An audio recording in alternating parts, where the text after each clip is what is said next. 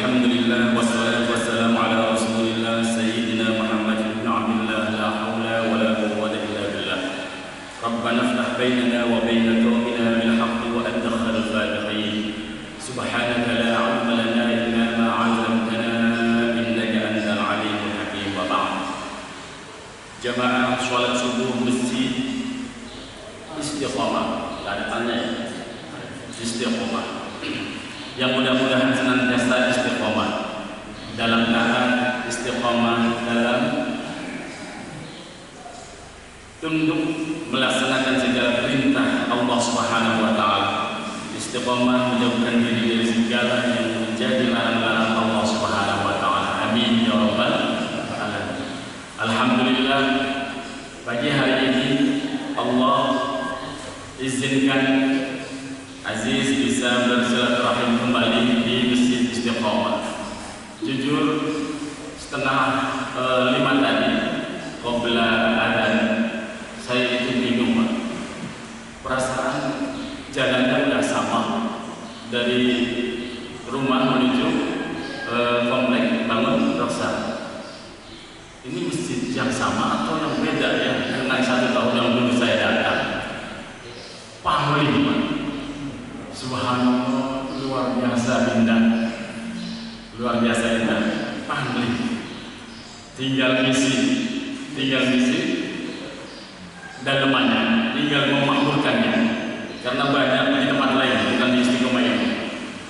Jamaahnya berani bertaruh nyawa demi pembangunan masjidnya.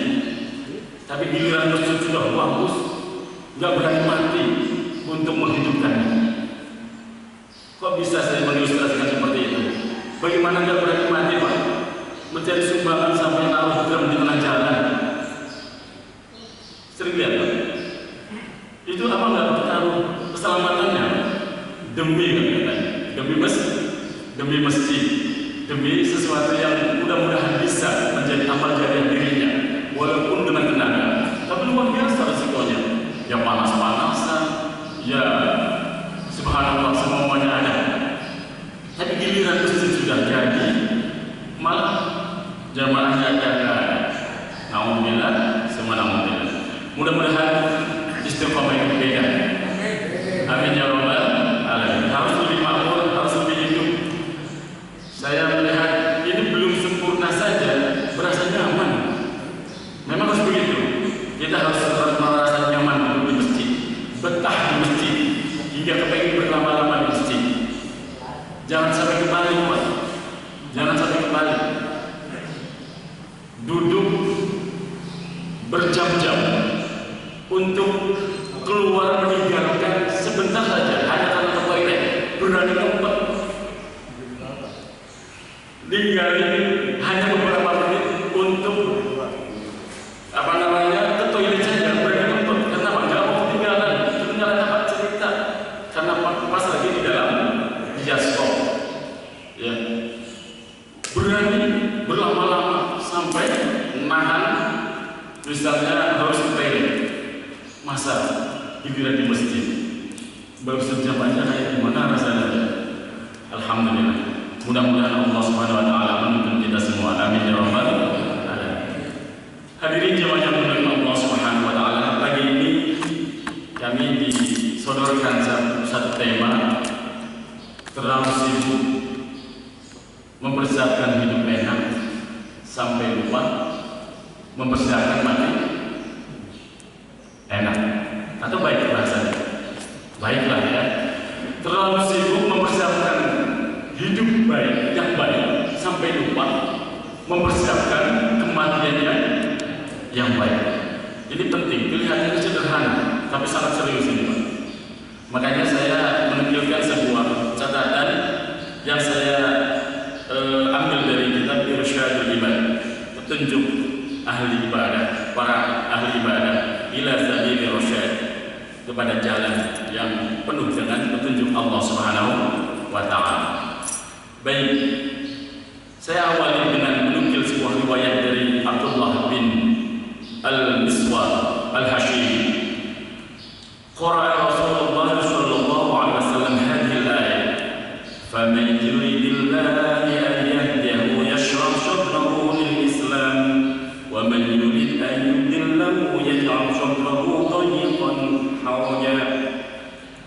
Rasulullah membaca ayat ini yang artinya siapa yang Allah kehendaki hidayah, maka Allah lapangkan dadanya untuk memahami Islam. Dan barang siapa yang Allah kehendaki untuk tersesat, Allah jadikan dadanya sempit dan sesak, susah menerima nasihat, susah diajak baik, susah dituntun ke masjid. Summa qala, kemudian Rasulullah bersabda, "Idza dakhala nurul Islam al-qalba infasaha wa ansyaraha." Rasulullah bersabda, dan ketika cahaya nur Islam itu masuk ke dalam qalb, hati seseorang, infasaha, maka Allah akan menjadikan hatinya, dadanya lapang, wa ansyaraha, dan terbuka. Orang itu kalau sudah dapat nur hidayah, cahaya Islam dari Allah, itu enak. Dinasihati sami'na wa ata'na, diajak kebaikan, semangat. Apalagi hal-hal yang dilakukan, dia lakukan adalah sesuatu yang untuk akhiratnya. Dia semangat. Ketika Rasulullah menyampaikan bahwa ketika cahaya keislaman atau hidayah masuk ke dalam hati seseorang, maka Allah akan lapangkan, Allah akan buka hatinya. Para sahabat bertanya, "Faqilah hal dzalika min alamah ya Rasulullah?" Apakah yang seperti itu ada tandanya? Orang yang dapat hidayah, orang yang dapat nur Islam di dadanya. Dijawab oleh Rasulullah, "Na'am, ada tandanya." Apa tandanya? At-tajafi 'an daril ghururi wal inabati ila daril khulud wal isti'dad lil mauti qabla nuzuri. Tanda orang memperoleh hidayah dari Allah Subhanahu wa taala adalah dia tidak mau disibukkan oleh satu kesibukan yang akan melalaikannya. Kesibukan dunia yang melalaikan ibadah yang menjadi kewajiban diri sebagai hamba, sampai kemudian malah lupa ibadah.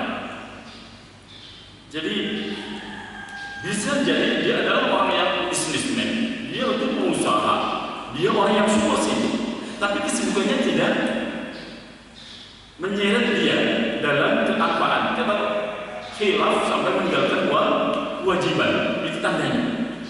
Dan dia sibuk menyiapkan satu ibadah bekal yang akan dibawa kelak di Darul Khulud, negeri yang kekal, yakni akhirat. Dan dia sibuk mempersiapkan itu semua qabla nuzuri, sebelum datangnya kematian. Hadirin yang dimuliakan Allah Subhanahu wa taala, adalah bawaan manusia. Saya sebut bawaan manusia. Kenapa? Karena memang Allah Subhanahu wa taala sudah berfirman di dalam surah Al-Imran yang tadi dibaca oleh Imam. Zayyina lin-nasi hubbus syahawati minan nisa'i wal banina wal qanatiril muqantarah wal qanatiril muqantarah minal dhahabi wal fiddah wal khaylil musawwamati wal an'ami wal has. Dzalika mata'ul hayatid dunya wallahu 'indahu husnul ma'ab. Itu gambaran yang Allah sudah gariskan sebagai bawaan sifat manusia. Apa tuh? Zayyina lin-nasi hubbus syahwati minan nisa. Dijadikan indah pada pandangan manusia. Kecintaan kepada apa? Apa yang diingini? Apa saja yang menjadi keinginan manusia kepada umumnya? An-nisa, perempuan. Cukup dipanggil, disebut satu aja ya, perempuan. Jangan perempuannya. Ntar ibu mak, Ustaz. Padahal ibu kalau nyebut pria itu 2 kali loh, laki-laki. Ya. Sekali atau 2 kali? 2 kali. Giliran perempuan nggak boleh, perempuannya. Jangan senyum ya. Ini sindiran halus. Emang dari sononya dibikin senang terhadap wanita, wal banin, dan anak-anak, wal qanatiril muqantarah, harta yang banyak dari jenis apa? Dhahab, emas, wal fiddah, perak, Kemudian apa lagi? Wal khairil musawwamah. Digambarkan dalam ayat ini adalah kuda pilihan. Kalau kuda pilihan itu zaman dulu. Ya, kalau zaman sekarang apa? Nah itu. Roda 4, bukan kaki 4. Memang bawahnya sudah punya 1, pengen punya 2. Sudah punya 2, pengen 3. Bukan hanya 1 tanah, kepengen semua minta. Sampai garasinya nggak muat dan parkirnya ganggu tetangga. Itu di tempat saya, Pak, di tempat saya. Insya Allah di Batu Bersama, insya Allah nggak jauh beda. Ya begitu memangnya kan. Ya, nggak gini teman, ngomongin aja. Dan salah satu dosanya nggak pernah dianggapnya itu ganggu tetangga. Padahal hakul jiron, saat di sini Ustaz, nggak apa-apa. Ya mengingetin. Kapan lagi mengingetin? Jarang-jarang ketemu. Nah itu jarang-jarang disadari itu. Termasuk dosa yang nggak pernah dianggap adalah punya mobil banyak, parkirnya nggak bawa orang lewat. Itu dosa nggak dianggap itu. Hati-hati loh. Makanya orang yang punya mobil banyak rajin-rajin minta maaf sama tetangga, sama lingkungan. Wajib itu. Saya ingetin aja. Bukan nggak boleh punya mobil banyak, rajin-rajin minta maaf. Gitu ya. Kemudian wal an'ami wal harth, dan binatang-binatang ternak serta sawah ladang. Kalau diilustrasikan atau dikorelasikan hari ini, pengennya punya perusahaan bukan hanya satu, banyak asetnya di mana-mana, depositnya di mana-mana, gak mau sedikit, tapi angkanya kemarin dikitnya cuma berapa, sekarang pengennya berapa. Jamaah yang mulia Allah Subhanahu wa taala, dzalika mata'ul hayatid dunya. Allah sudah memperingatkan, itulah kesenangan hidup di dunia. Dan memang itulah bawaan kita. Aziz dan bosan. Bahkan saya pernah punya materi judulnya Muslim harus kaya. Muslim harus kaya. Berarti tandanya Aziz juga pengen kaya, tapi niatnya harus benar. Punya rezeki banyak, kaya, punya perusahaan banyak, sumbernya rezeki ada di mana-mana. Untuk apa? Untuk berjuang di jalan Allah, untuk berjuang menegakkan dakwah agama, membangun masjid yang keren seperti ini. Oh subhanallah, dengan diberikan dalamnya nanti fasilitas kan senyaman mungkin hingga orang yang beribadah di dalamnya merasa betah. Oh subhanallah. Ya, kalau nggak kaya, susah kalau masjid sebagus ini. Betul nggak? Iya. Jadi kaya boleh, asal niat dan tujuannya tidak salah. Dan Allah telah menggambarkan dzalika mata'ul hayatid dunya. Itulah kesenangan hidup di dunia. Akan tetapi Allah mulai menggarisbawahi wallahu indahu husnul ma'ab. Dan di sisi Allah lah tempat kembali yang baik. Apa itu? Surga Allah. Jamaah yang dimuliakan Allah Subhanahu wa taala. Oleh karena itu saya sering mengajak kepada diri saya sendiri khususnya dan pada saudara-saudaraku yang hadir di sini, kita itu kadang pengennya top. Mirip-mirip ilustrasinya orang puasa. Orang puasa itu kalau masih pagi, siang, apalagi malam, melihat apa saja itu pengennya diambil, disimpan buat nanti buka puasa. Apa saja sampai pentil ini maksudnya buah atau mangga yang masih kecil jatuh aja kepengen ambil. Buat nanti. Apalagi lihat jambu air yang merah maka menggoda. Giliran sudah malam segelas air udah nggak pengen yang lain. Itulah ilustrasinya kita. Lebih jelas lagi ini. Bukti kalau kita hanya pengennya toh. Padahal udah dikasih, tapi justru gak tertarik. Contoh, ini biasanya berlaku untuk orang yang usianya 50 tahun ke atas, Pak. Coba dicocokin, Pak ya. Saya masih di bawah 50, Pak. Yang sudah 50 ke atas, coba. Rata-rata orang itu menjadi kaya setelah usia 50 tahun ke atas. Coba lihat, ada perak di rambutnya. Bener? Ada perak di rambutnya. Yang dulu hitam jadi putih. Ada emas di giginya. Tapi orang dulu sekarang masih ada, makanya. Tapi sekarang itu banyak, apalagi di daerah-daerah ya. Gigi pakai emas. Terus ada gas di perutnya, ya. Semakin sepuh, nyimpen gas di perutnya. Ada kristal di kandung kemihnya, apa itu namanya? Subhanallah. Ada minyak di darahnya, ada gula di air seninya, ada kapur di tulangnya, apa itu? Pengapu. Bahkan jantungnya pun dikasih cincin. Halo? Beneran gak ini? Iya kan? Tapi subhanallah, mereka umumnya sudah tidak sombong kalau sudah dikasih begini semua. Buktinya tercermin dari jalannya semakin menunduk karena udah gak bisa berjalan, sakit. Subhanallah. Mohon maaf ya Pak. Ini serius, tapi bikin santai. Dikasih semua itu Pak. Perak, emas, gas, kristal, minyak, gula, kapur, pasir, bahkan cincin di badan kita. Bangga. Yang ada pada prihatin. Bukti kalau kita itu pengennya top, angan-angannya top, dikasih semua malah susah. Maka kita jangan mau tertipu. Wallahu akhraja min butuni ummahatikum la ta'lamun syai'an wa ja'ala as-sam'a wal absara wal af'ida qalilan ma tashkurun. Saya ingin mengingatkan ayat ini kembali.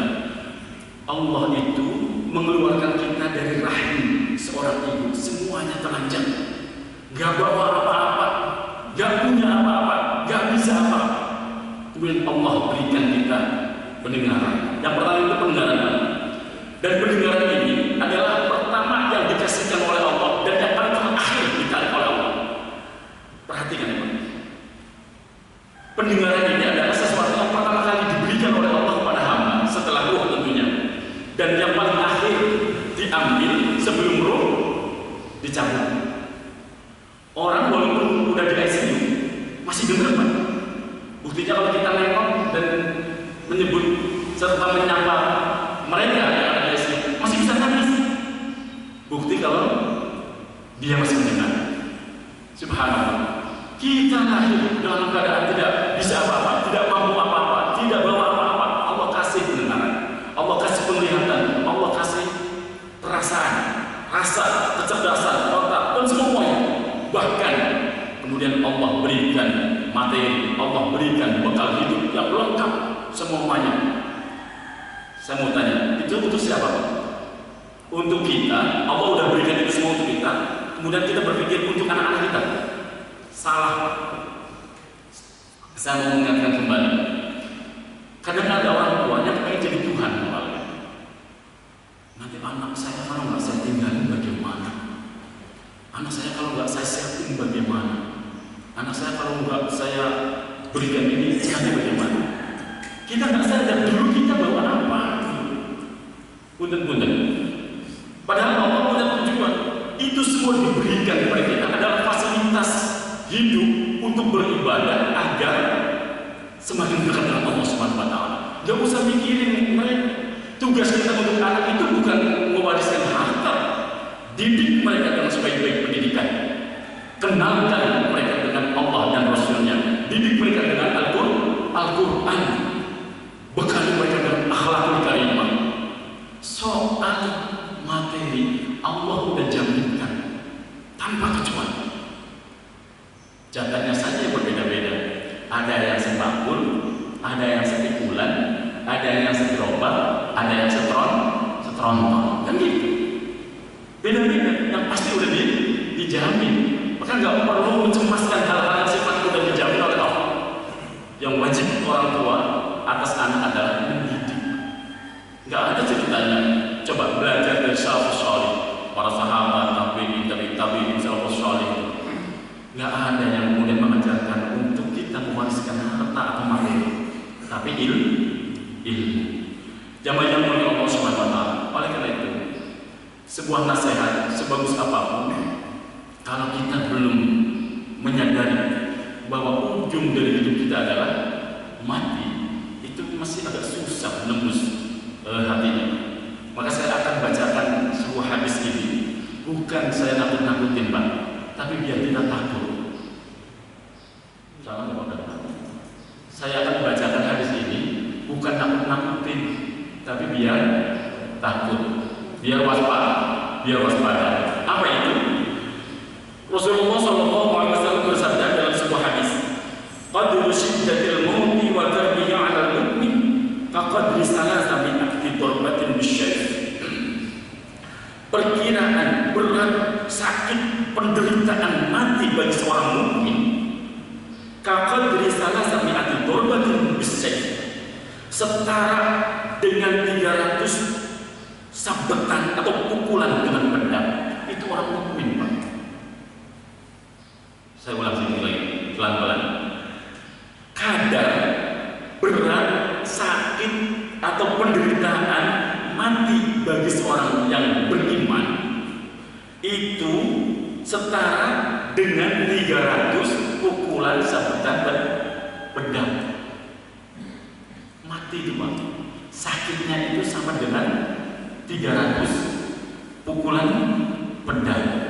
Itu bagi orang mukmin. Pernah disabet pedang sekali saja Pak? Halo? Ngarit ya. Itu bukan badan, ujung jari. Ngarit, salah sabet itu kan, yang mesti rumput yang disabet, jarinya yang dibabat. Itu baru ujungnya doang, sakitnya kayak apa? Ini mati, subhanallah. Kemudian ada yang bertanya, Ustaz kalau emang sakit, gambarannya seperti ini, kok kenapa ada orang yang mati tersenyum, bahkan senyumnya begitu indah?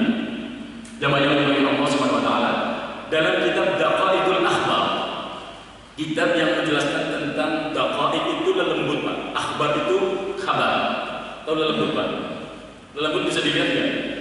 Ya hanya orang-orang tertentu maksudnya kan? Ada kitab namanya Daqaiqul Akhbar yang menjelaskan tentang ruh dan dari masa zaman ruh, kemudian di alam rahim, alam dunia hingga nanti perjalanan ruh setelah mati. Itu diceritakan Pak di dalam kitab Ar-Ruh karya Imam Ibnu Qayyim pun ada dijelaskan.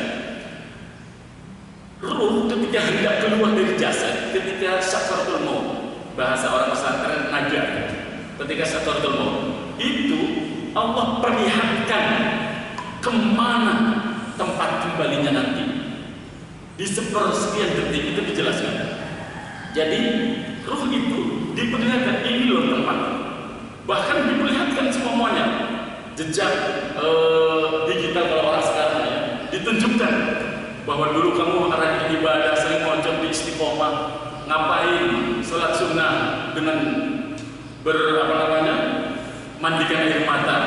Nggak ada orang mandi air mata. Pokoknya maunya sedih lah. Ada di situ. Istiqomah i'tikafnya, istiqomah tahajudnya, istiqomah duhanya, istiqomah qobliyah ba'diyahnya, apalagi wajibnya. Allah tampilkan subhanallah surga yang penuh dengan kenikmatan. Bahkan udah di awet-awet, bahasa Jepang mana? Di awet-awet. Udah dipanggil sama bidadari. Walaupun sakitnya setara dengan 300 sabetan pedang, gak dirasa Pak. Tempat kembalinya indah. Maka banyak kemudian tersenyum. Tapi orang munafik, orang kafir, orang musyrik, na'udzubillah subhanallah, yang ditunjukkan adalah neraka. Maka meronta. Kalau boleh, kalau bisa, minta tunda. Dipaksa orang sudah semuanya hafal tuh ayatnya. Fa idza jaa ajaluhum la yastakhiruna sa'atan wa la yastaqdimun. Karena dipaksa melotot. Na'udzubillah subhanallah. Boro-boro senyum, yang ada beringas karena ketakutan. Oleh karena itu, di hadis lain Rasulullah kemudian menjelaskan, al-kaisu man dana nafsahu wa 'amila lima ba'dal maut wal 'ajizu man atba'a nafsahu hawaha wa tamanna 'ala Allah ta'ala al-amani. Orang yang cerdas, orang yang cerdik adalah orang yang menghitung-hitung dirinya kekurangan dalam beramal untuk bekal nanti sesudah mati. Itu orang yang cerdas, selalu merasa kurang. Ya Allah, saya belum rajin sholat 5 waktunya, saya belum rajin qobliyah ba'diyahnya, saya belum maksimal menghidupkan malam dengan tahajud, saya belum rajin menghatamkan Al-Quran, sedekah juga masih sayang-sayang misalnya. Itu adalah orang yang cerdas, merasa dirinya masih kurang, merasa dirinya masih jauh dari bisa disebut orang yang soleh, orang yang ahli ibadah. Nah, itu yang terbaik. Dan orang yang disebut lemah adalah wal ajizu man atba'a nafsahu hawaha. Orang yang lemah adalah orang yang memperturutkan nafsunya untuk memenuhi segala keinginan dan berangan-angan memperoleh ampunan Allah tanpa diikuti dengan amal perbuatan. Jamaah yang dimuliakan Allah Subhanahu wa taala. Ini penting untuk kita agar semakin waspada. Setelah adanya hiruk-pikuk COVID-19, virus corona, kita jadi familiar istilah ODP. Benar Pak ya? ODP itu apa sih? Orang dalam pengawasan. Kenapa kita baru gaduh sekarang sih Pak? Kadang saya senyum-senyum. Kadang-kadang memang kita pikirannya melulu dunia, kadang lebih condong ke arah dunia. Baru giliran sekarang gaduh ODP. Padahal kita semua ini Pak, sejak kita balik sudah jadi ODP. Sadar nggak? Sejak kita balik sudah jadi ODP, orang dalam pengawasan. Coba buka ayat keempat surat At-Tariq. Was-samaa'i wat-tariq wa ma adraka mat-tariq an-najmu as-saakit. Ayat keempat. In kullu nafsin lamma 'alaiha hafidh. Pernah direnungi enggak ini? In kullu nafsin lamma 'alaiha hafidh.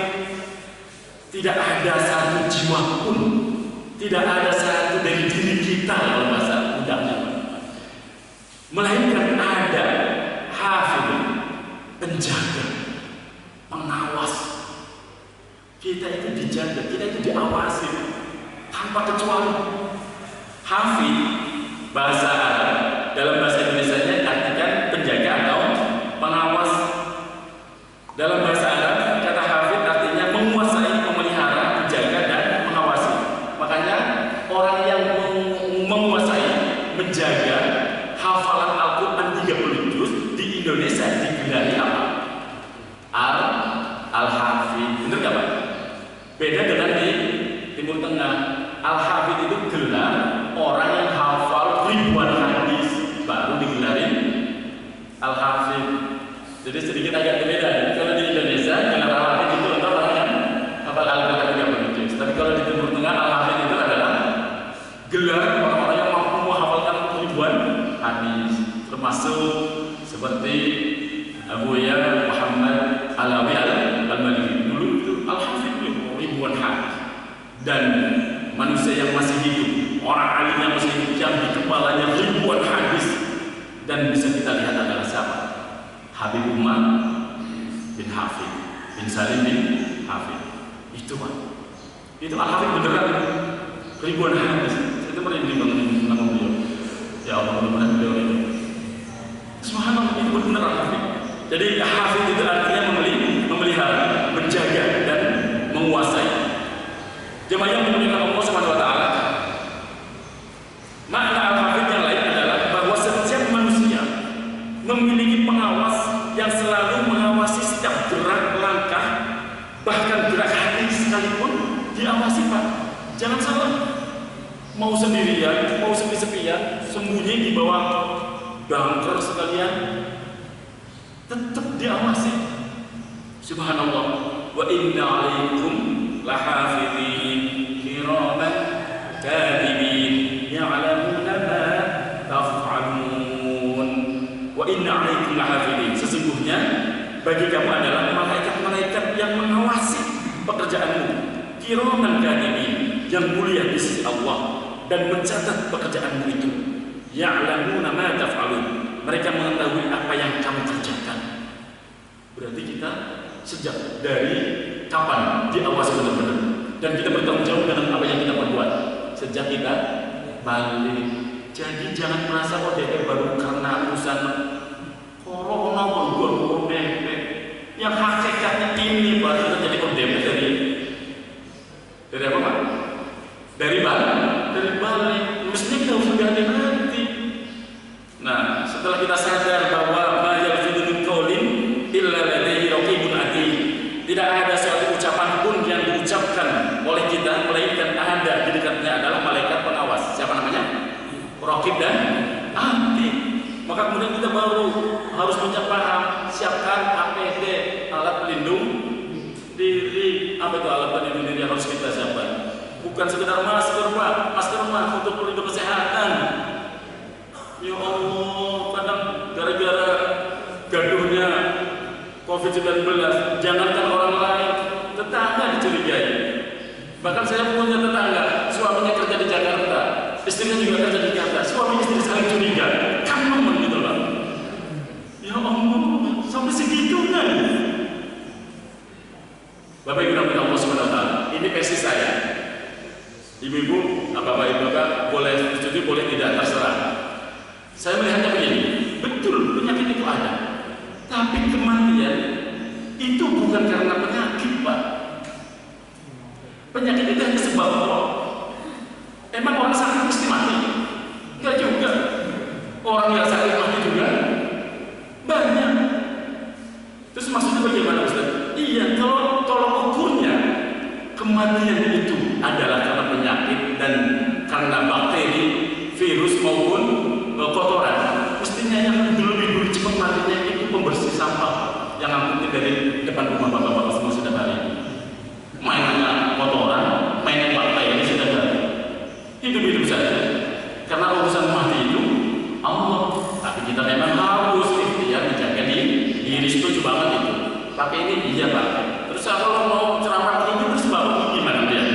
Makanya mohon maaf saya lepas dulu gitu loh Pak. Mohon maaf. Ustaz itu enggak menghargai apa namanya, enggak, biar enak lah ngomongnya. Tapi kalau di pasangan ini saya ngomong apa enggak kedengaran. Baik, APD, alat pelindung diri. Jamaah yang mulia Allah Subhanahu wa taala. Kita sering menyebut bahwa APD itu, alat pelindung diri itu sesuatu yang melindungi penggunanya dari bahaya gangguan kesehatan tertentu seperti masker, apalagi Pak, pelindung mata, bahkan ada yang pakai mika itu ya, putih, bersih gitu ya, pelindung wajah. Bahkan ada yang bentuknya gaun, ya, kalau orang medis ya gaun medis, sarung tangan medis, penutup kepala, sepatu dan lain-lain. Sebegitu pentingnya kita menjaga kesehatan jasmani, kesehatan badan kita ini, agar tidak terpapar oleh penyakit atau virus. Kiranya mari kita ambil pelajaran Bapak Ibu yang ada Allah. Ada yang tidak kalah serius untuk selalu kita jaga dan waspada, yakni menjaga kesehatan rohani, kesehatan jiwa kita. Apa yang harus kita benar-benar jaga dari diri kita ini apa? Alat pelindung diri yang harus kita terapkan sini adalah bagaimana iman Islam kita gak sampai terpapar. Jangan sampai wala tamutunna illa wa antum muslimun. Itu hakikatnya Pak. Apa yang dari jasmani itu jasmani. Wah yang nyaman-nyamannya aja. Banyak orang yang lama pengen mati gak mati malam. Yang nungguin yang namanya malah duluan. Padahal gak sakit. Ini sambil saya Pak, ya Allah di rumah saya kemarin. Padahal gak sakit. Tahu-tahu duluan. Padahal dulu yang nungguin apa namanya suaminya yang sudah sakit cukup lama. Jamaah yang dimuliakan Allah Subhanahu wa taala. Oleh karena itu, agar kita terjaga iman Islamnya, ibadah-ibadah kita semakin berkualitas, kita harus membekali diri dengan ilmu. Sekarang saya mau bertanya Pak, ini nggak lama Pak, karena nanti katanya ada pelantikan DKM ketua DKM ya. Jadi mohon maaf nggak ada sistem tanya jawab. Tapi saya tanya jawabnya langsung saja. Bapak Ibu yang Allah SWT agar kita terbuka punya wawasan. Misalnya ada seseorang datang ke Pak Helmi, misalnya Aziz datang ke Pak Helmi. Pak Helmi, doakan saya. Memang kenapa kita didoain Aziz? Saya mau berangkat haji misalnya. Doakan saya agar bisa memperoleh haji yang mabrur. Pertanyaan saya kepada Pak Helmi, didoain nggak Pak? Didoain, karena memang orang baik kita didoain. Tapi Pak Helmi tahu Aziz itu minta didoakan hajinya mabrur, tapi Aziz tidak pernah haji, bapak haji. Aziz minta didoakan dapat haji mabrur sama Pak Helmi, tapi Pak Helmi sebelum itu tahu persis Aziz tidak pernah haji, bapak haji. Masih didoain? Ya amin, paling amin. Baik, saya perjelas lagi ilustrasinya. Ada orang nggak bisa renang Pak, minta didoakan agar selamat bisa nyebrang. Tahu kita dia nggak bisa berenang, kok minta didoakan agar bisa nyebrang ke seberang yang satunya lagi biar selamat. Didoain nggak Pak? Pak Helmi, Aziz minta didoakan mau ngelangin atau berenang biar selamat ya, bisa renang sebentar, didoain.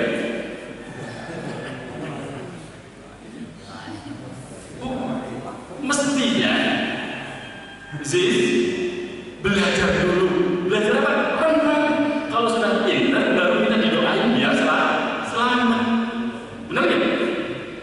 Ziz belajar ngaji dulu bab haji, manasik sampai tuntas biar kamu paham. Baru kamu datang pada aku minta didoakan agar mabrur. Itu yang benar Pak. Halo? Minta didoakan husnul khotimah. Penting. Minta didoakan husnul khotimah. Gak pernah sholat, yang pernah ikut ngaji duduk di masjid, di kajian subuh, di masjid istiqomah, didoain Pak. Yang didoain kan kayaknya gak ikhlas didoain ya. Apaan gak pernah ngaji, gak pernah sholat, kita didoain husnul khotimah. Sama persis ilustrasinya tadi. Udah tahu nggak bisa renang, minta didoain selamat agar bisa nyebrang. Ya jurus apa Pak? Batu ngendap. Oleh karena itu jawabannya Allah SWT, al-ilmu bitta'allum. Ilmu itu harus didapat dengan cara belajar. Wong Nabi kita Muhammad SAW itu belajar. Siapa yang ngajarin? Jibril alaihissalam. Iqra ya Muhammad. Aku harus moco ya Jibril. Iqra ya Muhammad. Harus kenapa ini bahasa Arab sama bahasa Jawa campur? Padahal jamaahnya di sini ada di Jakarta ya, biar campur-campur. Sebab yang campur-campur itu enak. Jamaahnya dari Allah SWT sekeras-keras saja belajar. Kalau bulan Ramadan Nabi itu simaan. Kalau bahasa orang sekarang simaan, atau simaan. Nabi baca Al-Quran kan memang Jibril. Loh kita kepengen tahu ilmu, kepengen bisa banyak bekal menuju akhirat, tapi nggak mau belajar. Sementara kita semua paham bahwa segala sesuatu harus dengan ilmu, termasuk ibadah Pak. Ibadah tanpa ilmu, maaf, sia-sia. Makanya timbangan antara ahli ilmu dengan ahli ibadah jauh sekali. Lebih mulia ahli ilmu daripada ahli ibadah. Orang sholat 1000 rakaat dibanding orang alim ahli ibadah nggak ngerti ilmu 1000 rakaat sama 2 rakaatnya orang yang ahli ilmu, bobotnya lebih tinggi yang ahli ilmu. Maka saya bersyukur subhanallah di Masjid Istiqomah ini aktif kajian Sabtu, Minggu, Ahad, Sabtu, Ahad ya. Subhanallah. Jadikan itulah yang kita niatin dari sekarang. Walaupun kita mungkin dianggapnya telat. Karena apa telat? waktu SMP, SMA, kuliah, kerja yang dipikirkan karir-karir dan karir, materi-materi dan materi. Insaf baru sekarang. Telat, tidak ada kata telat. Sebagai penutup saya kisahkan sebuah kisah singkat yang kemarin-kemarin saya lihat viral di beberapa medsos ya, dari Syekh Said Burhan, di mana ini kisah penutup. Insya Allah nggak lama kajian pagi ini. Yang penting bisa ada sesuatu yang dibawa pulang. Kita pernah dengar mungkin atau pernah lihat ada share-sharean di grup beberapa grup di medsos itu sebuah kisah dari Damaskus. Ada turban atau mahbal, tahu nggak mahbal? Kuburan, dahbah, tempat perkuburan para wali, para syuhada, para ulama. Pemakaman itu masyhur, namanya dahbah itu ada di Damaskus. Di tempat penguburan itu ada seorang penggali kubur yang tugasnya ya menggali kubur dan menguburkan orang-orang yang meninggal dunia. Ada seorang ibu tiba-tiba memesan sebuah liang lahan untuk menguburkan seseorang. Nah, hadhihi qissatu waqi'iyah. Ini kisah nyata, bukan kisah katanya atau hayal. Ketika jenazah itu diturunkan Pak di liang lahan, diterima oleh si penggali kubur tadi dan mau diletakkan di bibir liang lahan, apa yang dilihat oleh si penggali kubur? Tanah itu berubah kusut, raudhah min riyadil jannah, taman di antara taman-taman surga. Sakit kagetnya si penggali kubur ini pingsan. Nah, kemudian diangkat, dipercikin air wajahnya, kemudian dia ditanya, ada apa? Tidak ada apa? Yang dia lihat, tidak ada yang dilihat oleh orang lain, kecuali hanya dirinya. Singkat cerita, berjalan lama, dia masih bekerja menjadi penggali kubur. Beberapa bulan kemudian, si wanita yang sama mesan satu yang lain lagi. Nah, datanglah jenazah yang kedua itu dari si ibu ini. Beliau turun di posisi di bawah lahan untuk meletakkan jenazah tersebut. Apa yang terjadi? Sama seperti yang pertama. Ketika jenazah ditempelkan di liang lahan, kubur itu berubah menjadi raudhah min riyadil jannah. Tapi untuk yang kedua kali ini, beliau nggak pingsan. Kalau yang pertama tadi pingsan. Si orang ini langsung loncat ke atas, ngejar si ibu tadi. Man anti? Ya ukhti, min aina ji'ti? Engkau ini siapa? Dari mana engkau datang? Saya itu orang yang kena musibah, wahai laki-laki penggali kubur. Yang meninggal dulu itu anak, yang barusan saja engkau kuburkan pun itu pula anak. Bukan seperti ini. Apa yang kau lakukan? Siapa mereka itu? Mereka itu adalah anak-anakku. Apa aktivitasnya? Apa amalnya? Hingga Allah memberikan sesuatu yang tidak Allah tampakkan kepada orang lain. Kemudian dijawab oleh si ibunya itu, anak yang pertama itu anakku. Dia adalah fakana talibul ilm. Dia adalah penuntut ilmu. Dia itu orang yang rajin belajar ilmu. Nah terus yang baru saja dimakamkan itu siapa? Man anfaqa alaihi. Dia yang cari duit untuk adiknya belajar. Subhanallah. Yang belajar mendapat kemuliaan, yang nggak sempat belajar karena harus mencari biaya untuk orang yang belajar pun dapat kemuliaan yang sama. Subhanallah. Yang banyak oleh Allah Subhanahu Wa Taala. Usia si penggali kubur itu antara 45 hingga 50 tahun. Hingga kemudian apa? Setelah kejadian itu beliau meninggalkan profesi menjadi penggali kubur, datang ke satu tempat, sebuah pesantren kalau zaman sekarang, kalau sekarang itu. Di pesantrennya atau tempatnya Syekh Said Burhan. Beliau kemudian belajar dari dunia, dari semuanya sampai menjadi min kabair ulama di Damaskus, sampai menjadi pembesar ulamanya di Damaskus. Siapa orang itu namanya? Orang itu adalah namanya Syekh Abdurrahman Al-Khaffaf. Subhanallah.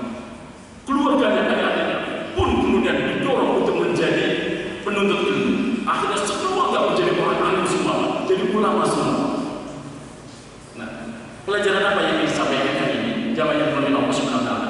Satu, pertama, thalabul ilm, orang yang mencari ilmu mulia.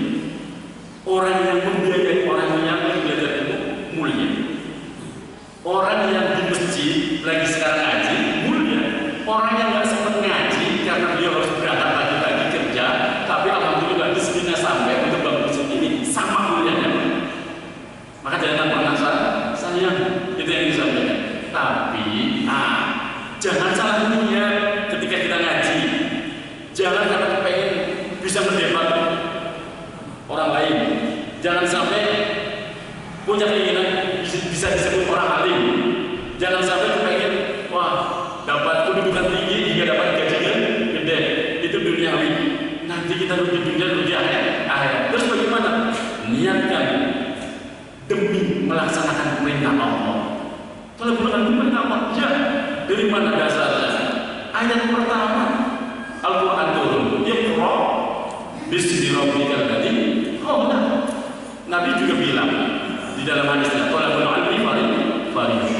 Maka ayo bersama-sama kita hidupkan, makmurkan masjid yang luar biasa sudah indah ini dengan kegiatan-kegiatan keagamaan yang bisa membuka wawasan kita, mencerdaskan kita, melembutkan hati kita. Jangan ngaji, habis ngaji malah kesel hatinya, berdongkol.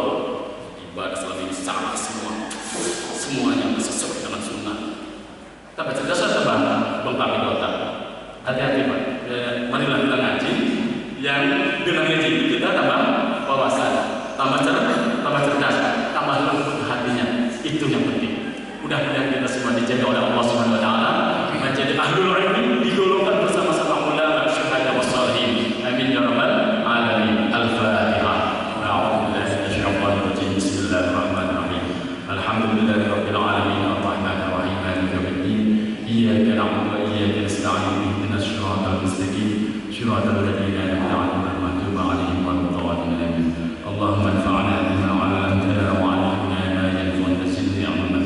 Lakal hamdu bil Islam, walakal hamdu bil iman, walakal hamdu bil ihsan, walakal hamdu bil Qur'an. Subhanallah musizana 'alaka hamdu ma asna'ta 'ala nafsik, falakal hamdu hatta tarda, walakal hamdu idza radita, walakal hamdu ba'da ridha. Allahumma anfa'na bima 'allamtana wa 'allimna ma yanfa'una zidna 'ilman. Allahumma ij'alna wa ahlana wa auladana wa talamidana min ahli al-'ilm wal khair wa min ahli al-Qur'an wa min 'ibadika asy-syafi'in. Rabbana atina fid dunya hasanah wa fil akhirati hasanah wa qina 'adzabannar. Jazakallahu Muhammadin sallallahu alaihi wasallam wa alihi bi fadlika subhana rabbika rabbil 'izzati 'amma yasifun wa salamun 'alal mursalin walhamdulillahi rabbil alamin. Mohon maaf atas segala kekurangan. Hadani Allah wa iyyakum ajma'in. Assalamualaikum warahmatullahi wabarakatuh. Waalaikumsalam warahmatullahi wabarakatuh. Alhamdulillah, terima kasih para ulama aziz yang menyampaikan tausiahnya pagi hari ini. Banyak hal yang kita dapatkan, semuanya meningkatkan keimanan dan ketakwaan kita kepada Allah Subhanahu wa taala. Dan untuk besok pagi insyaallah mudah-mudahan kita semua diberikan kesehatan dan kesempatan untuk dapat mengikuti acara nanti besok pagi. Dan untuk pagi ini mohon maaf tidak ada tanya jawab karena setelah taklim ya, jangan ada kelas dulu, ada sarapan. Setelah taklim nanti ada pelantikan ketua DKM Masjid Istiqomah yang baru, yaitu dari Dewan Masjid Indonesia Kecamatan Karangtengah. Dan perlu kami sampaikan bahwa para jamaah sekalian, kali ini jangan belajar dulu, jangan meninggalkan tempat dulu. Nanti ada sarapan pagi yang disediakan dari panitia Masjid Istiqomah. Untuk itu pandangan kita pada pagi hari ini sama-sama kita tutup dengan hamdalah dan doa kafaratul majlis. Alhamdulillahirabbil alamin. Subhanakallahumma wa bihamdika asyhadu an la ilaha illa anta astaghfiruka wa atubu ilaik. Wabillahi taufiq wal hidayah. Assalamualaikum warahmatullahi wabarakatuh. Dan untuk selanjutnya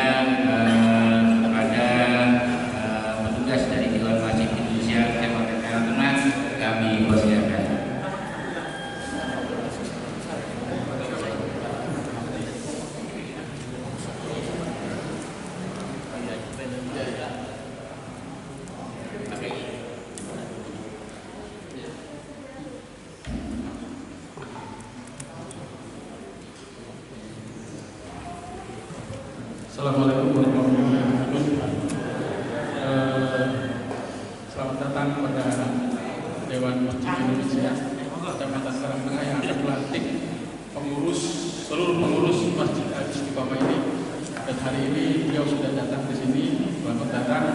Dan kita langsung aja pada acara intinya, yaitu melakukan pelantikan pengurus. Demikian, terima kasih kami serahkan kepada tim Dewan.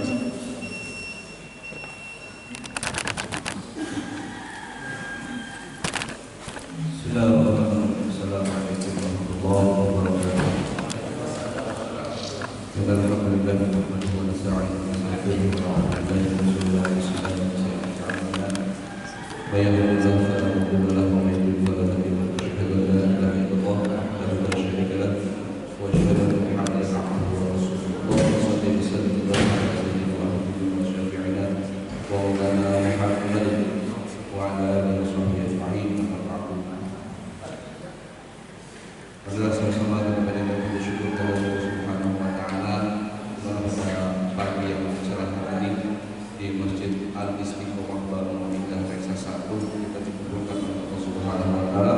mudah-mudahan Allah senantiasa mengampuni segala dosa-dosa kita dan kita teruskan berkah dan rahmat dari Allah Subhanahu wa taala. Amin. Salawat dan salam tercurahkan kepada Nabi Muhammad sallallahu alaihi wasallam beserta para keluarga dan para sahabat dan para pengikut setia. Para jamaah dan calon pengurus Dewan Kemakmuran Masjid Al-Istiqomah Bangunan Kesatuan, kami dari Dewan Masjid Indonesia Kecamatan Karangtengah akan membacakan surat keputusan Dewan Masjid Indonesia (DMI). Surat keputusan Dewan Masjid Indonesia pimpinan cabang Kecamatan Karangtengah nomor 018-SK-DMI-PC-KT-7-2020 tentang pengesahan susunan pengurus Dewan Kemakmuran Masjid Al-Istiqomah Perumahan Bangunan Indah 1 Kelurahan Karangtengah Kecamatan Karangtengah Kota Tangerang masa bakti 2020-2023. Nanti nama-nama yang disebutkan silakan maju ke depan untuk dilantik.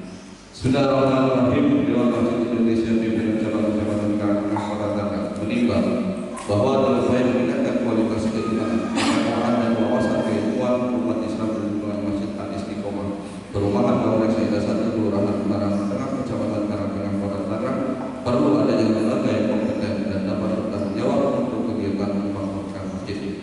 B. Bahwa untuk kebutuhan pada tingkat A perlu dibentuk Dewan Kemakmuran Masjid atau DKM Masjid Al-Istiqomah Perumahan Bangunan Indah 1 Kelurahan Karangtengah Kecamatan Karangtengah Kota Tangerang.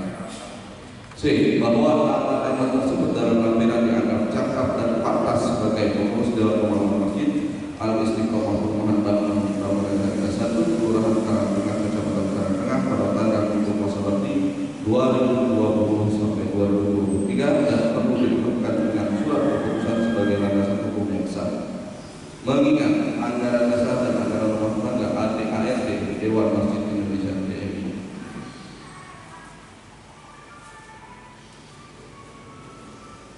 memutuskan tentang mengangkat nama-nama tersebut dalam lampiran surat keputusan ini untuk menjadikan pengurus Dewan Kemakmuran Masjid atau DKM Masjid Al-Istiqomah Perumahan Bangunan Indah 1 Kelurahan Karangtengah Kecamatan Karangtengah Kota Tangerang untuk masa bakti 2020-2023. Kedua, keputusan ini mulai berlaku sejak tanggal ditetapkan dengan ketentuan apabila kemudian terdapat kekeliruan akan diperbaiki sebagaimana maksudnya.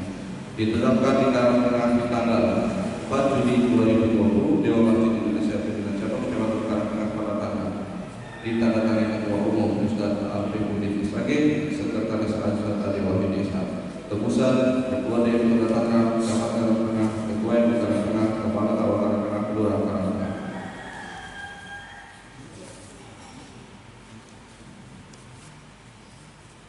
Susunan pengurus Dewan Kemakmuran Masjid Al-Istiqomah Perumahan Bangunan Indah 1 Kelurahan Karangtengah masa bakti 2020-2023 nomor 018-3-DMI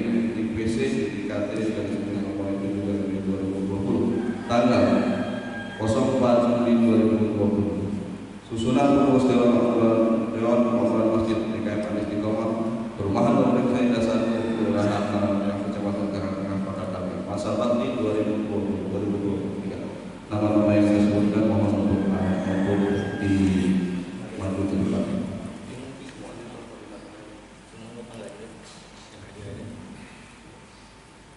Pelindung 1 Lurah Karangtengah, 2 Isda pada Cabis, Ketua RW 010 Bawang Saida 1. Penasehat Haji Julius Kurai, 2 Haji Ayu Yadin, 3 Haji Darwan, 4 Haji Musa. Pengurus harian 1 Ketua Umum Haji Ismanto, Wakil Ketua Haji Amin Soleh, Sekretaris 1 Hendrik Priyanto, Sekretaris 2 Beni Hermawan, Bendahara 1 Haji Osman Manal, Bendahara 2 Haji Renaldi Adnan, Bidang Keagamaan dan Dakwah Haji Imam Mahdi sebagai koordinator, anggota Haji Surito, Haji Mukhtar SAD, Fahri Haji Hidayat, Sarana dan Prasarana Haji Misra sebagai koordinator. Maju Pak, kita kan yang main Pak. Yang disebutkan tadi kan Langsung. Ketua-ketuanya dan Pengurus harian Ketua Umum Haji Isma, Wakil Ketua Haji Amin Soleh, Sekretaris 1 Hendrik Priyanto, Ketua Beni Hermawan, Bendahara 1 Haji Osman Manal, Bidang Keagamaan dan Dakwah Haji Imam Mahdi sebagai koordinator, anggota Haji Surito, Haji Mukhtar SAD, Fahri Haji Hidayat, Sarana dan Prasarana Haji Misra sebagai koordinator, anggota Haji Imam Budi Harto dan Haji Subandi. Perekonomian Haji Rudi Agam sebagai koordinator, anggota anggotanya juga Pak. Anggotanya juga. Iya. Komunikasi Nova Ardianto sebagai koordinator, anggota Dwi Bukasio Beni Rahman. Bidang Parkipaya Haji Tukino sebagai koordinator, anggota Haji Muhammad Yasin Ayatullah. Majelis Taklim Ibu Haji Al-Hamidi sebagai koordinator, anggota Haji Siti Utami Syafi'i, Haji Silva Ismailia. Imam Masjid Ustaz Muhammad Rayyan sebagai koordinator, Marbot dan Majid Ustaz Nasruddin Al-Arif sebagai koordinator.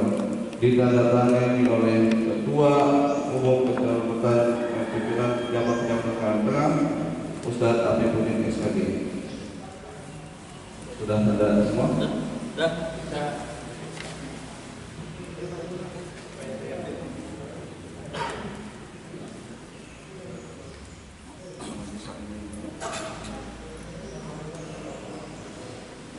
Assalamualaikum warahmatullahi wabarakatuh. Bismillahirrahmanirrahim. Alhamdulillahi wa kafa. Wassalatu wassalamu ala nabiyil mustafa wa ala alihi wa sahbihi ahli sidqi wal wafa. Asyhadu an la ilaha illallah wahdahu la syarika lah. Wa asyhadu anna sayyidina wa nabiyyana Muhammadan abduhu wa rasuluhu la nabiyya ba'dah. Allahumma shalli wa sallim ala sayyidina Muhammadin wa ala alihi wa ashabihi ajma'in. Para jamaah sekalian yang sama-sama mudah-mudahan dimuliakan Allah Subhanahu wa taala.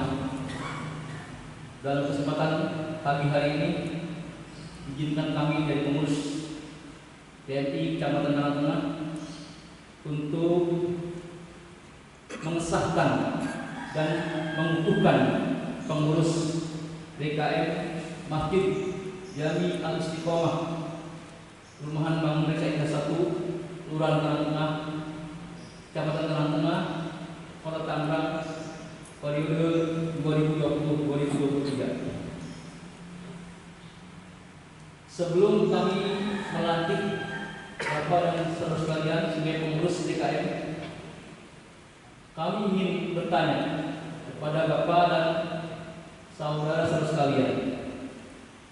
Pertama, apakah Bapak dan saudara-saudara sekalian siap dilantik menjadi pengurus DKM Masjid Jami Al-Istiqomah periode 2020-2023?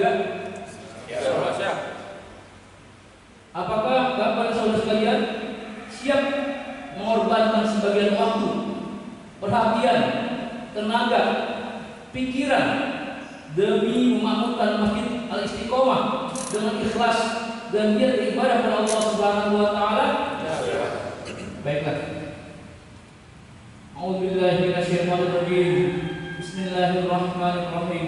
Innama ya'lamu masajidallahi man amana billahi wal yawmil akhir wa aqama shalah wa ata zakat wa lam yakhsha illallah wa asa ulaika yakunu minal muhtadin. Tolong ikuti kata-kata saya. Bismillahirrahmanirrahim. Bismillahirrahmanirrahim. Asyhadu an la ilaha illallah wa asyhadu anna Muhammadar Rasulullah. Raditu billahi rabba wa bil islami dina wa bi Muhammadin nabiyya wa rasulah. Demi Allah saya berjanji bahwa saya sebagai pengurus DKM Masjid Al-Istiqomah akan berpegang teguh dan mengamalkan Al-Quran dan hadis, bahwa saya akan menjalankan tugas sebagai pengurus Dewan Kemakmuran Masjid Al-Istiqomah akan mementingkan kepentingan umat dan jamaah daripada kepentingan sendiri atau golongan.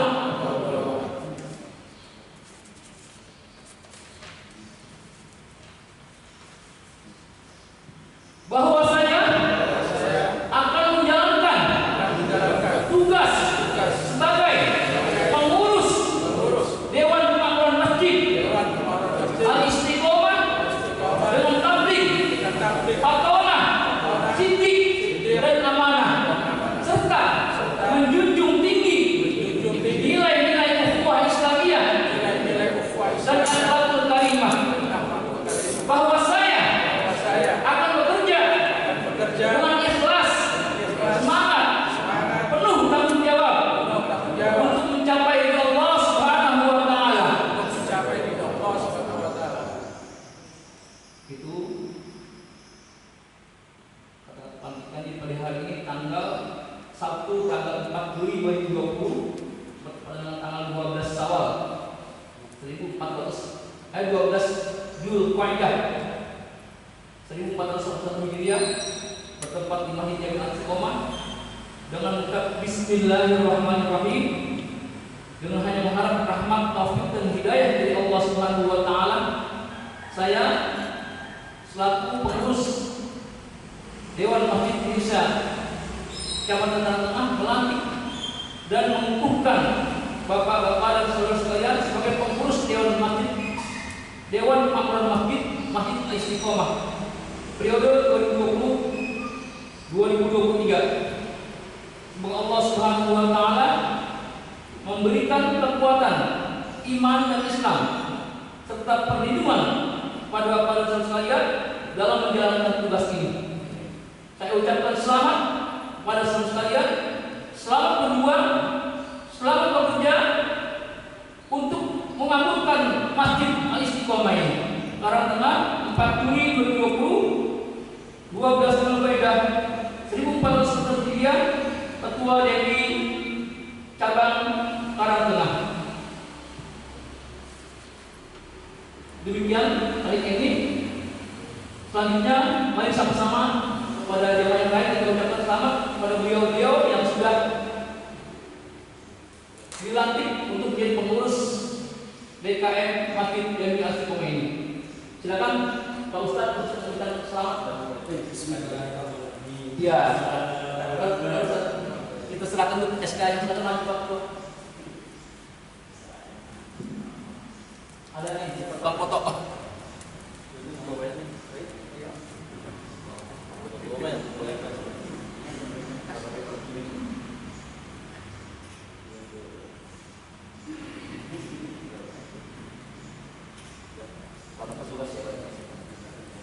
Amanah. Silakan dari sini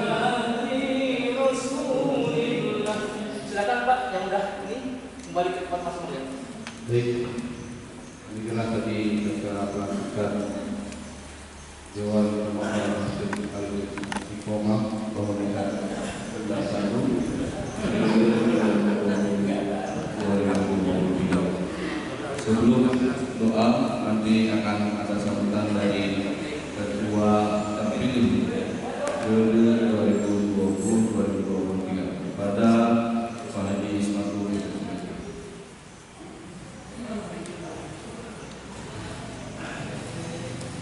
Bismillahirrahmanirrahim. Assalamualaikum warahmatullahi wabarakatuh.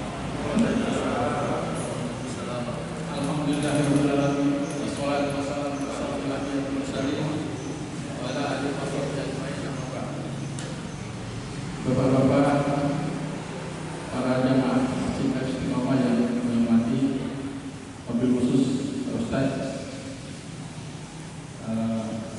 yang tadi menyampaikan usianya, kemudian selamat datang kepada pengurus DI, ketua beserta jajarannya, dan selamat kepada pengurus Masjid Al-Istiqomah yang telah dilantik tadi, dan insya Allah kita akan melakukan pekerjaan mulia.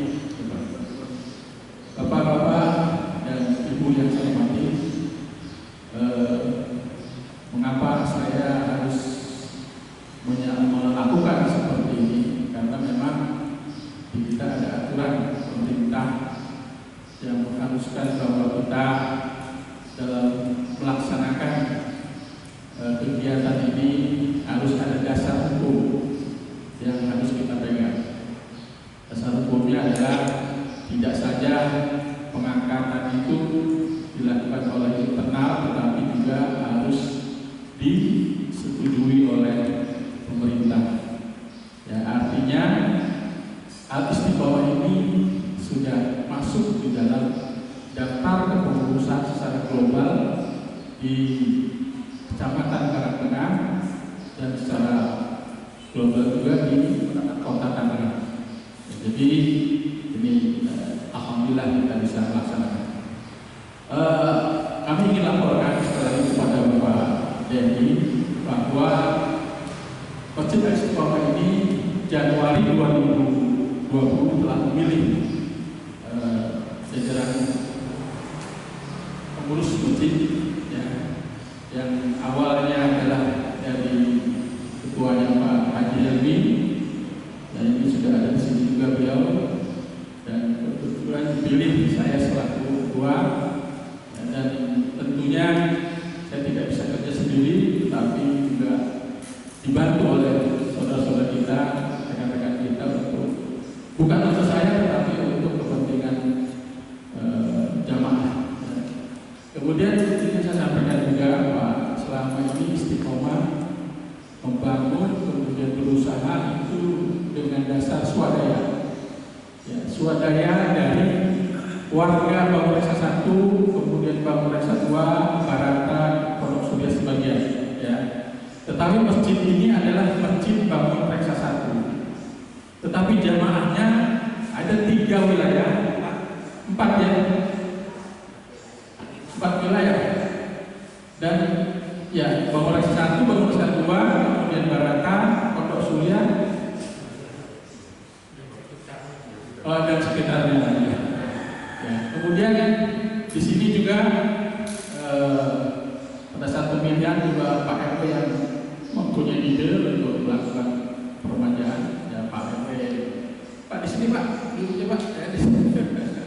Ya, rencananya kita akan mengundang Pak Lurah, tapi Pak Lurah tidak bisa hadir ya, Bapak. Ya, jadi sekali lagi dengan adanya Istiqomah ini dilantik oleh DAI, berarti Bapak-bapak nanti di kepengurusan DAI jangan dilupakan Al-Istiqomah.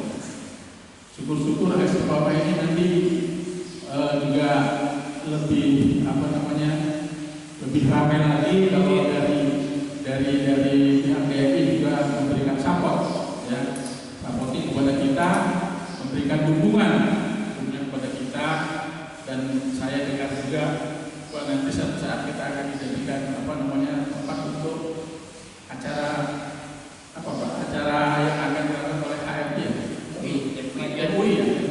Mudah-mudahan nanti ini sedang kita bangun, kita mulai bekerja keras. Pak Imam sebagai ketuanya ini membangun masjid ini yang lebih megah, dan tentunya harapan kami tetap mohon dukungan dari jamaah, terutama tadi saya katakan kita tidak punya dana dari luar dan kita tidak minta di jalanan. Ini benar-benar Pak Ustaz ini benar-benar ini keringatnya orang Bangladesh dan sekitarnya, tidak ada dari luar. Ini hebatnya ini Bangladesh. Ketika kita mau bangun ini sistem lelang Pak Ustaz, begitu lelang nggak ada 1 minggu sudah selesai semua dibeli. Gitu. Di alhamdulillah ini berkat kerjasama dan ketua proyek ini Pak Imam Mahdi. Kalau nggak ada Pak Imam nggak tahu. Saya pernah mendapat informasi sekitar kalau membangun masjid ini mesti di dalam perjalanan itu ada gonjang-ganjing gitu, ganti pengurus kan segala macam. Nah, karena ini yang melakukan benar-benar istiqomah gitu kan, tidak ada pergantian sampai dengan bangunan ini selesai. Ya, intrik-intrik ada saja yang tidak setuju dengan ini, tapi insya Allah semua dalam rangka sama-sama kita mengembangkan dan memakmurkan masjid ini. Kemudian saya juga sampaikan terima kasih kepada DNI. Mudah-mudahan Bapak dalam rangka melakukan tugasnya ini mendapatkan pahala dari Allah Subhanahu Wa Taala. Kami tidak bisa berikan apa-apa, tapi kami doakan semoga DNI cabang Karangtengah ini semakin jaya, semakin maju, juga termasuk masjid Istiqomah ini. Kemudian saya mengharapkan kepada seluruh pengurus, mari kita sama-sama konsentrasi Pak untuk melaksanakan tugas. Tadi kita sudah ada ucapan, ada tekad, kita akan melaksanakan dengan benar, sidik, amanah dan sebagainya. Ini saya harapkan mari kita sama-sama untuk kemakmuran masjid kita, ya, bukan untuk seseorang tetapi untuk kemakmuran masjid kita. Alhamdulillah sampai dengan saat ini jamaah kita sudah mulai normal. Setelah kita 1 bulan penuh Pak Ketua DAI, ini kita tutup ya, tutup masjid ini. Ya kalau nggak salah 4 Jumat ya Pak ya, Pak Imam ya. Karena ada instruksi itu, kemudian saya diberikan kesempatan oleh DAI untuk membuka kembali di pertengahan bulan Ramadan, dan alhamdulillah kita melakukan sholat Id, taraweh sebagian bulan Ramadan. Kemudian ke depan ini insya Allah yang dekat ini Pak Ketua DAI kita akan melaksanakan Idul Adha dan motong hewan kurban. Insya Allah Pak, nanti kami juga akan mengundang DAI bisa hadir di tengah-tengah kita, dan kita upayakan dalam rangka penyembelih ini kalau memang kondisinya aman kita akan lakukan di sini. Tetapi kalau kondisinya semakin merah gitu ya, kita akan lakukan di tempat yang aman, ya. jelas itu lebih profesional ya dalam melaksanakan pemotongan, pencicangan dan sebagainya. Tetap pembagian adalah di Masjid Al-Istiqomah. Itu rencana kita. Tetapi ini insya Allah nanti kita rundingkan apakah memang perlu kita